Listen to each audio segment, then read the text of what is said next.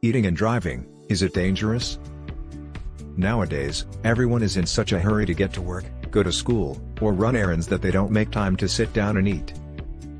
While this might seem like a great, time-saving idea, eating while driving is a form of distracted driving, which you should never do.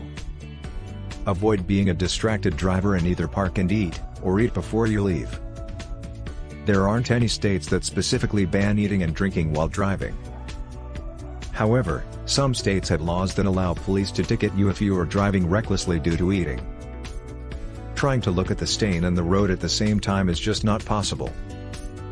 Getting slippery hands from eating fried foods or greasy pizza. How to prevent distracted driving. The most cited act of distracted driving is using a cell phone while behind the wheel.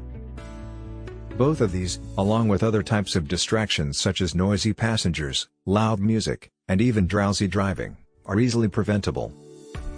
Start your drives by eating beforehand and being well rested. Finally, if you are driving with others, ask them to keep the volume down to avoid being a distraction. Plus, you'll avoid the risk of getting into an accident due to distracted driving. Thanks for watching.